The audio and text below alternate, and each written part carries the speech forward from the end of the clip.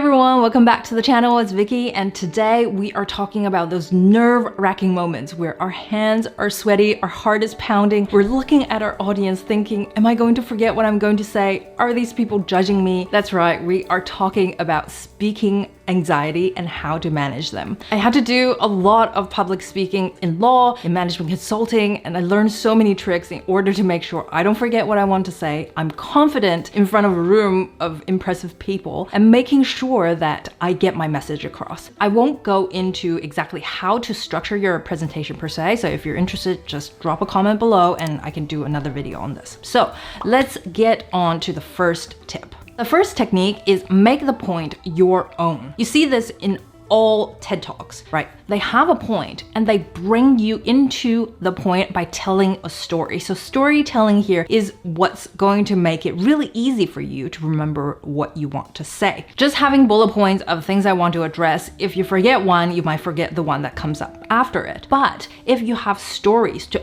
anchor those points to something that you yourself have experienced and you can always talk about, it makes it a lot easier. So here's an example of Sir Ken Robinson talking about the perception of education that lots of people have.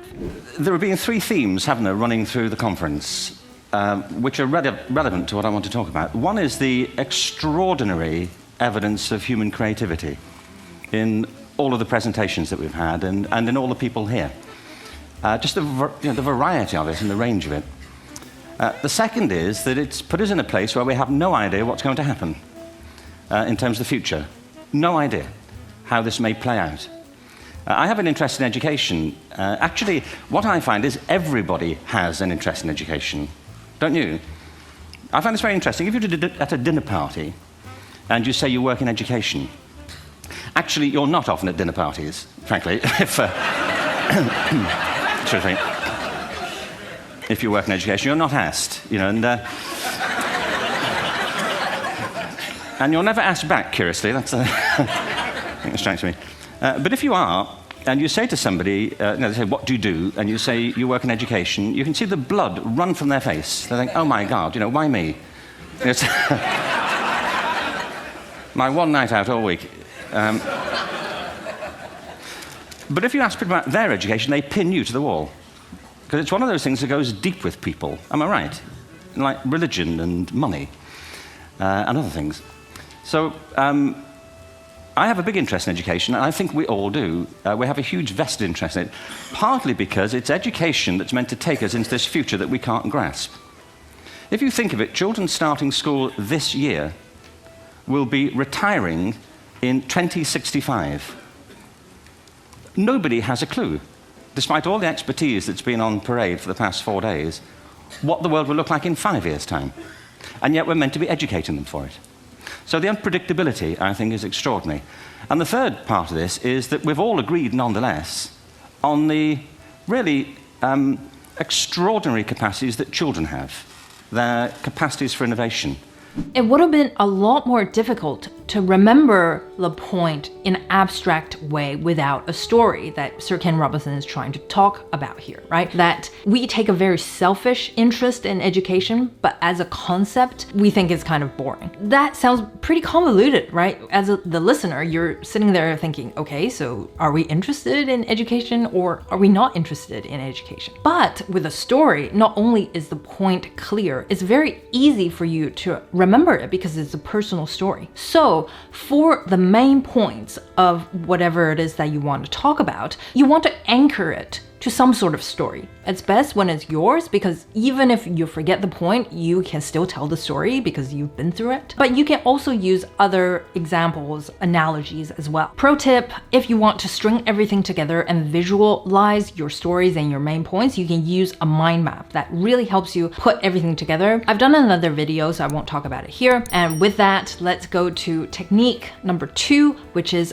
speak to one person. Before you tell me, hey, that's not how I was taught, I'm supposed to make eye contact, right? We're supposed to engage the audience, maybe even pace back and forth if we're on the stage. Yes, but hear me out here on why that's putting the cart before the horse. If we're nervous in front of the audience, our message is not going to come across very natural, right? And if you make eye contact with people, they might look confused. They might look bored. They might even look judgmental. If you see those faces, that's only going to make you more nervous. Right now you're thinking, oh crap, I look like an idiot. Do I even know what I'm going to talk about? Oh, this is a disaster. And then it makes it even more difficult for you to get your message across. And the point of why you are standing up in front of these people is to get your point across, right? So if you're nervous, forget about all this engagement. That's nice to have. The most important thing is to have a conversation, because that's when we're most relaxed. We have so many experiences every single day having conversations where we don't freeze up. So take a friendly face in the audience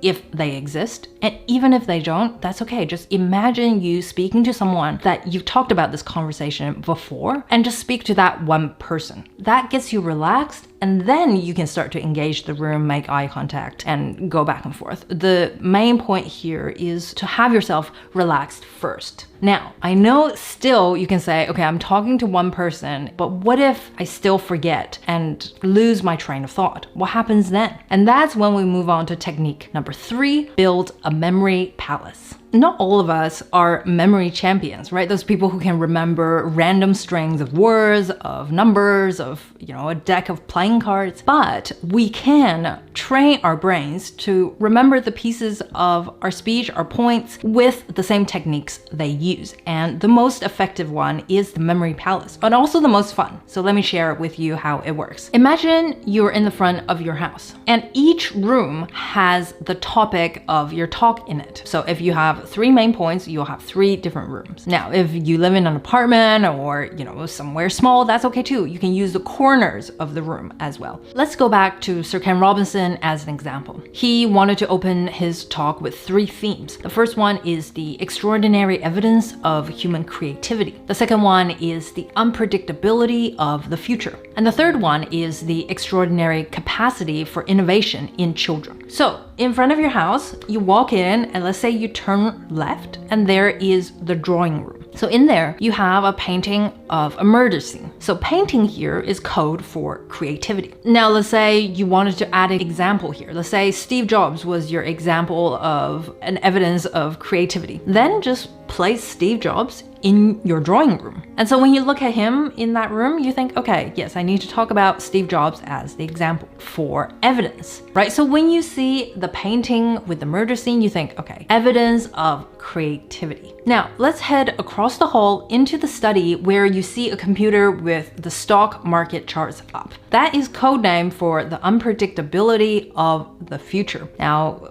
Sir Ken Robinson here also then adds the story about the dinner party. So what you can do is place an invitation on the table, have some hors d'oeuvres there, and 2 people talking about education. Now, let's say you leave that and you head back into the hallway. You see Ryan, the kid from Ryan's World, sitting there vlogging his day while talking about creating his game. That is codename for the capacity of innovation in children, right? Super easy, fun to visualize. You'll probably have these in your head for a while. And that is how you set up the memory palace. What if you get stuck in one of the rooms and you can't remember Steve Jobs standing in the corner or the invitation on the table? That's okay. That's the beauty of remembering things spatially rather than sequentially. When we just try to remember things point by point, if we forget one in the middle, most likely we're going to forget everything that comes after it because we remember it by sequence, right? So when the sequence is broken, then we forget everything that comes after it. But in the memory palace, let's say you got stuck in the drawing room, all you have to do is just head across the hall into the study and start to talk about your natural next steps. And if you remember the previous one, you can always go back. But this way you have a lot more flexibility in talking about your points, even if you get stuck on one of them. Let me know in the comments, have you tried a memory palace before? Are you using any of these tips? If you found this helpful, please give it a thumbs up. It really helps the channel, and subscribe if you haven't already. I share these all the time, and I'll share a few more videos on how to communicate your ideas, articulate them clearly, and I'll see you in the next video.